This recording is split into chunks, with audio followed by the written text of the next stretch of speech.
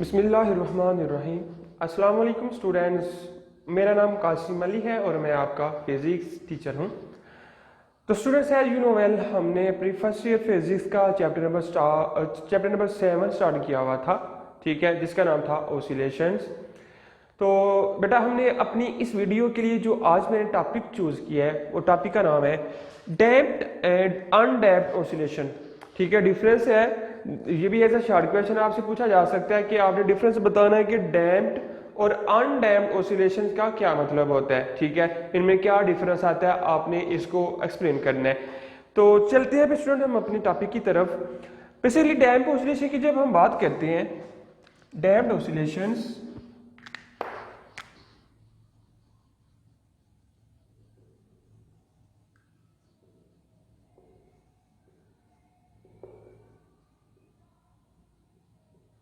Damped oscillation की जब हम बात करते हैं तो कहते हैं ऐसी ऑसिलेशंस जिसमें बॉडी का जो एम्पलीट्यूड है, ऑसिलेटिंग बॉडी का जो एम्पलीट्यूड है वो डिक्रीज हो जाए विद टाइम। ठीक है, टाइम के लिहाज से एम्पलीट्यूड कम हो जाए।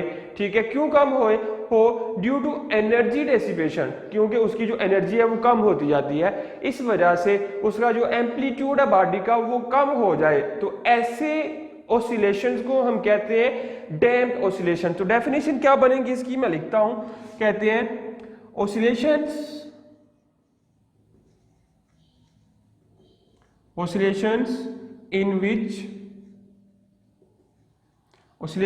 in which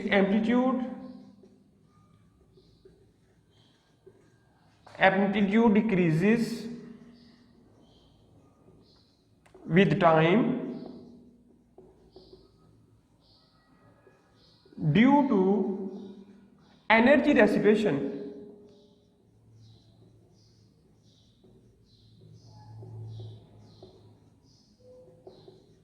is called damped oscillations। ठीक है, oscillations in which amplitude decreases with time due to energy dissipation is called damped oscillation. की ऐसी ऑसिलेशन जिसमें एम्पलीट्यूड टाइम के लिहाज से कम हो जाए, क्योंकि उसकी जो एनर्जी है वो कम होती जाती है, डिसिपेट हो जाती है, यानी खर्च होती जाती है। कैसे खर्च होती है वो अभी एक्सप्लेनेशन में हम देखते हैं। फिलहाल अभी डेफिनेशन का तक हम पहुंचे कि ऐसी ऑसिलेशन जिसमें एम्पलीट्यूड जो ऑसिलेटरी बॉडी का जो एम्पलीट्यूड होता है वो कम हो जाए विद द टाइम में। तो क्यों कम हो, क्योंकि उसकी जो एनर्जी है वो डेसिपेट होती रहती है, वो खर्च होती रहती है, कम होती रहती है। ठीक है, इसको हम कहते हैं डैम्प्ड ऑसिलेशन। तो स्टूडेंट्स अगर हम इसकी एक्सप्लेनेशन की तरफ चलें तो एक्सप्लेनेशन में क्या कहते हैं देख लेते हैं। Explanation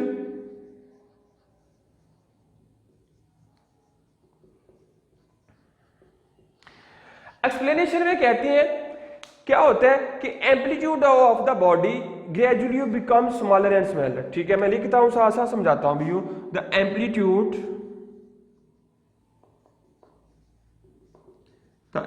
of body decreases. ठीक है, एम्पलीट्यूड जो उसका होता है वो क्या हो जाता है, डिक्रीज हो जाता है। ठीक है, बिकम डिक्रीज की वजह कहते हैं amplitude of body become gradually smaller. इसको जरा यूज कर लेते हैं, बेहतर रहेगा। बिकम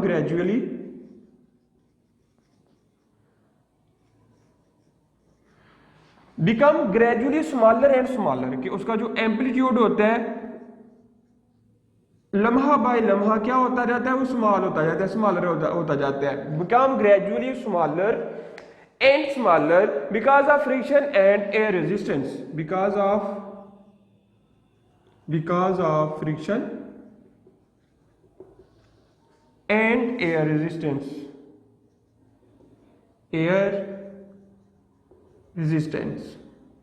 ठीक होगी बात। कहते हैं कि जो बॉडी का एम्पलीट्यूड होता है वो ग्रेजुअली कम होता है, यानी तरतीब के साथ। ये नहीं होता कि एकदम से कम हो गया, एकदम से कम नहीं होता, यानी थोड़ा थोड़ा करके कम होता है। ठीक है, क्यों कम होता है, क्योंकि उसमें फ्रिक्शन भी होती है, ठीक है, और हवा की रेजिस्टेंस भी होती है। इन दोनों वजह से क्या होता है कि इसका जो एम्पलीट्यूड है वो कम हो जाता है। अब दूसरी बात रहेगी, पहली बात हमने डेफिनेशन में कही थी oscillation in which amplitude decreases, हमने कहा डिक्रीज हो गया।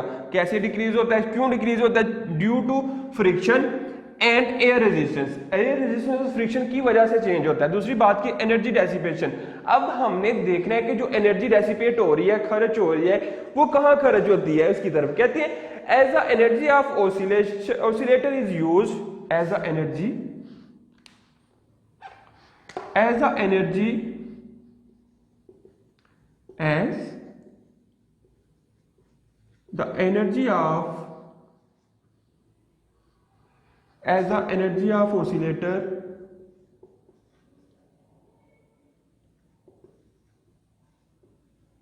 as the energy of oscillator is used up in doing work, used up in doing work,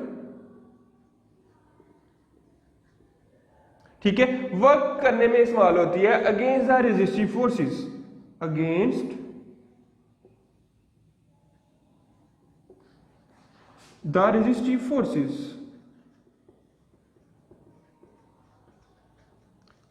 ठीक है, रेजिस्टिव फोर्सेस के खिलाफ वर्क करने में उसकी जो एनर्जी है वो कंज्यूम होती रहती है। That is why the amplitude decrease with time, that is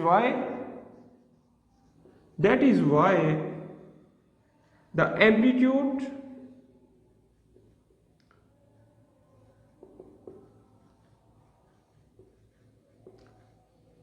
decrease with time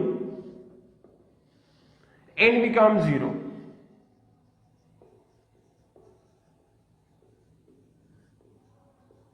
ji student, तो ये था हमारे पास डैम्प्ड ऑसिलेशन की डेफिनेशन और उसकी जो एक्सप्लेनेशन बताई जा रही थी। कहते हैं डैम्प्ड ऑसिलेशन ऐसी ऑसिलेशन है जिसमें एम्पलीट्यूड कम होता जाता है टाइम के लिहाज से, चूंकि उसकी जो एनर्जी है वो खर्च होती है। कहाँ खर्च होती है, अब हमने इसको भी देख लिया, एम्पलीट्यूड क्यों कम हो रहा है इसको भी देख लिया। एक्सप्लेनेशन में कहते हैं the amplitude of body become gradually smaller and smaller, ठीक है, जो अब उसका एम्पलीट्यूड होता है लम्हा बाय लम्हा थोड़ा थोड़ा करके कम होता जाता है, because of friction and air resistance, friction की वजह से और एयर रेजिस्टेंस की वजह से वो एम्पलीट्यूड कम हो रहा है। As the energy of oscillator used up in doing work against the resistive force, ये जो resistive forces आ रही थी फ्रिक्शन वाली और resistive forces, इसकी जो ऑब्जेक्ट की जो एनर्जी होती है वो क्या करती है कि इनके खिलाफ वर्क करती है, इनके अपोजिट चलते हैं। चूंकि वो इसको रोकते हैं लेकिन एनर्जी क्या करती है, प्रेशर के साथ यानी जबरदस्ती उसको दोबारा से मोशन में लेकर आती है। तो इस वजह से क्या होता है कि जो बॉडी है उसकी एनर्जी ज्यादा कंज्यूम होती जाती है और फ्रिक्शन की फोर्स, एक वक्त ऐसा आता है कि रेजिस्टिव फोर्सेस ज्यादा हो जाती है और एनर्जी कम हो जाती है, और उस वक्त क्या होता है कि जो आपके पास बॉडी होती है वो एट रेस्ट आ जाती है, या उसका जो एम्पलीट्यूड होता है, amplitude decrease with time and become zero, और एक वक्त ऐसा आता है कि उसका जो एम्पलीट्यूड होता है वो बिल्कुल जीरो हो जाता है, यानी बॉडी क्या होती है, रेस्ट की हालत में आ जाती है। तो स्टूडेंट ये था सिंपल सा टॉपिक, उम्मीद है कि समझ आई होगी। अब अगर इसकी एप्लीकेशन हमने देखनी हो, ठीक है, तो एप्लीकेशन में कहते हैं, एप्लीकेशन इसकी अगर हमने देखनी हो,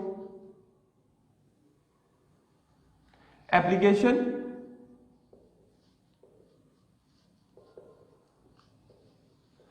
तो स्टूडेंट एप्लीकेशन बिल्कुल इसकी कहते हैं, आम एग्जांपल देते हैं, कहते हैं कि जो कार के शाक्स होते हैं, ठीक है, यानी जैसे बाइक आम चीज इस्तेमाल होने वाली है उसके शाक होते हैं, ठीक है, इसी तरह कार के भी शाक होते हैं। तो जो कार के शाक होते हैं, ठीक है, वो बेहतरीन एग्जांपल है ये डैम्प्ड ऑसिलेशंस की।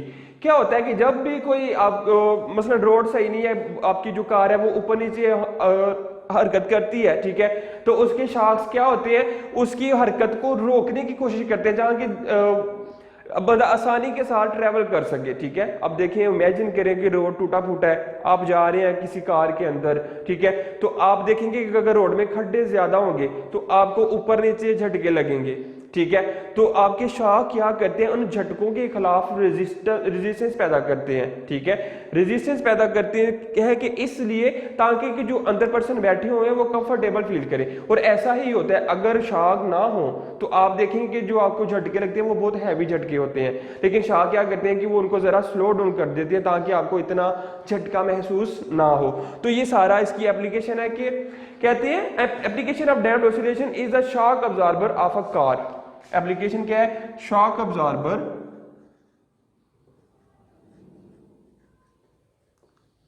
ऑफ द कार, ठीक है, कार के जो शॉक अब्जॉर्बर होते हैं वो बेहतरीन एग्जांपल है। किसकी एग्जांपल है वो? ठीक है, एग्जांपल है वो डैम्प्ड ऑसिलेशंस की। Provide a damping force to stop the excessive oscillation. ठीक है, तो वो क्या करती है, शॉक जो होते हैं वो प्रोवाइड करते हैं मोर रिलायबल या कंफर्टेबल जर्नी। ठीक है, तो क्या करते हैं, जब आपको झटके लगते हैं तो वो जो गाड़ी के शॉक है वो उनके खिलाफ रेजिस्टेंस पैदा करते हैं, यानी अपनी एनर्जी उनमें प्रोवाइड करते हैं, उनको स्लो डाउन करने के लिए जो अपनी एनर्जी को यूटिलाइज करते हैं। इस वजह से क्या होता है कि जो शॉक अब्जॉर्बर है वो इतने कार के अंदर जो बैठे पर्सन होते हैं उनको इतने झटके महसूस नहीं होते। तो स्टूडेंट ये थी हमारे पास डैम्प्ड ऑसिलेशंस। ठीक है, डैम्प्ड ऑसिलेशन के बाद उसकी एप्लीकेशन पड़ी तो है शॉक अब्जॉर्बर आपका कार। कहते हैं अगर डैम्पिंग की बात करें तो डैम्पिंग क्या होता है, कहते हैं damping is the process by which energy is lost by oscillating system. Damping अगर देख लें इसको भी तो क्या कहते हैं, किसको कहते हैं डैम्पिंग? कहते हैं damping is the process by which energy is lost. Damping is the process, damping is the process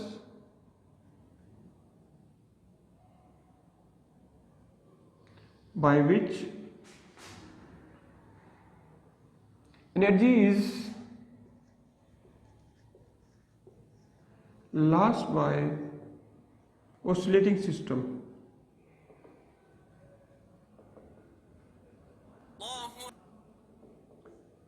कहते हैं डैम्पिंग एक ऐसा प्रोसेस है जिसमें क्या होता है कि जैसे डेफिनेशन में भी हमने पढ़ा, एनर्जी उसकी लॉस होती है। क्यों लॉस होती है, किसकी वजह से लॉस होती है? ऑसिलेटिंग सिस्टम की वजह से। क्योंकि सिस्टम ऑसिलेट कर रहा होता है तो बॉडी की जो आपके पास जो बॉडी होती है उसको एनर्जी प्रोवाइड करनी पड़ती है ज्यादा, ताकि वो उन रेजिस्टिव फोर्सेस के खिलाफ वर्क कर सके। जब वो वर्क करता है रेजिस्टिव फोर्सेस के अगेंस्ट तो उसको ज्यादा एनर्जी कंज्यूम करना पड़ती है, डेसिपेट करना पड़ती है। तो इस वजह से क्या होता है कि एनर्जी जो होती है एक वक्त ऐसा आता है कि वो कम हो जाती है और उसकी जो एम्पलीट्यूड होता है या उसकी जो मोशन होती है वो स्टॉप हो जाती है। तो स्टूडेंट्स ये था डैम्प्ड ऑसिलेशन। दूसरी अगर हम बात करें अनडैम्प्ड ऑसिलेशन की तो उसमें क्या बताते हैं, इसका रेसिप्रोकल हो जाएगा वो सिंपल अनडैम्प्ड ऑसिलेशंस।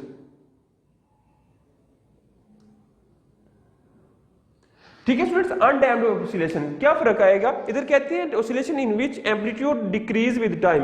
तो इधर कह सकते हैं हम amplitude does not decrease with time. ठीक है, तो आपके पास ये बन जाएगा अनडैम्प्ड ऑसिलेशन। कहते हैं कि ऑसिलेशंस इन विच, अगर इसकी डेफिनेशन लिखूं, oscillations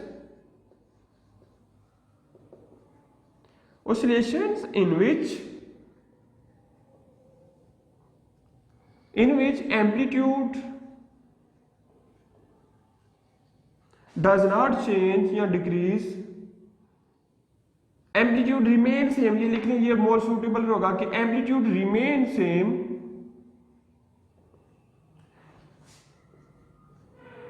with time is called undamped oscillations। I hope कि आपको डेफिनेशन बोलने से ही समझ आ गई होगी। जैसे हमने पढ़ा कि अगर एम्पलीट्यूड कम हो और एनर्जी डेसिपेट हो तो ऐसी ऑसिलेशन को कहते हैं डैम्प्ड ऑसिलेशन। लेकिन इसका अगर रेसिप्रोकल कर लें, उलट कर लें इसको, oscillation in which amplitude remain same with time, कि टाइम के गुजरने के साथ भी जो उसका एम्पलीट्यूड होता है वो क्या हो, सेम रहे, चेंज ना हो, तो उसको हम बोलेंगे अनडैम्प्ड ऑसिलेशन। ठीक है, अगर एम्पलीट्यूड और एनर्जी चेंज हो जाए यानी कम हो जाए तो उसको बोलते हैं डैम्प्ड। अगर एनर्जी और एम्पलीट्यूड कम ना हो उसको हम बोलते हैं अनडैम्प्ड ऑसिलेशन। तो कहते हैं in undamped oscillation energy is not dissipated from the oscillating system. तो इसका सारा रेसिप्रोकल आ जाएगा। अनडैम्पिंग क्या होता है उसको भी देख लेते हैं। ये डैम्पिंग हमने पढ़ा, अब अनडैम्पिंग।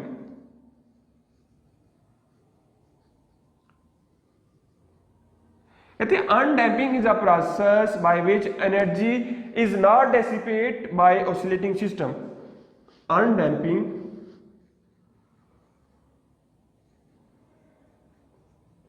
Undamping is a process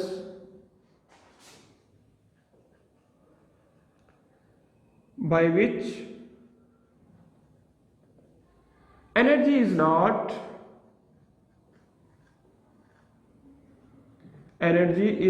dissipated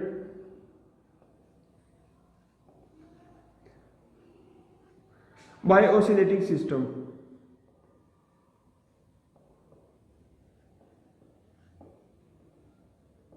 ठीक है, ऐसा प्रोसेस जिसमें एनर्जी डिसिपेट ना हो, ठीक है, उसको हम क्या कहते हैं? Undamping. Undamping is a process by which energy is not dissipated by oscillating body. कि ऐसा प्रोसेस, ऐसा तरीकाकार जिसके अंदर ऑसिलेटिंग बॉडी की वजह से एनर्जी कम ना हो, एनर्जी कंज्यूम ना हो, उसको हम क्या कहते हैं? अनडैपिंग। अगर इसकी एप्लीकेशन देखनी हो तो कहते हैं oscillation of an ideal simple pendulum is a example of undamped oscillations.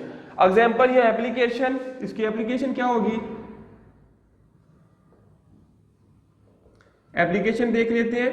कहते हैं जैसे हमने सिंपल पेंडुलम टॉपिक पढ़ा, आपको अच्छी तरह से याद होगा, सारा तरीकाकार भी क्या उसका मैंने उधर बताया था आपको उस वीडियो में, कि आपके पास एक पेंडुलम होता है, अगर आप उसको थोड़ा सा डिस्प्लेस करके छोड़ते हैं तो वो to and fro motion start कर देता है, ठीक है, और उसमें इतनी फ्रिक्शन भी नहीं होती, ठीक है, इतनी रेजिस्टिंग फोर्स भी नहीं होती, और उसकी जो एनर्जी है वो भी इतनी डिसिपेट नहीं होती। तो कहते हैं जो सिंपल पेंडुलम है वो बेहतरीन एग्जाम्पल है किसकी? अनडैपिंग की। एन आइडियल सिंपल पेंडुलम, ठीक है, is the example या oscillations of an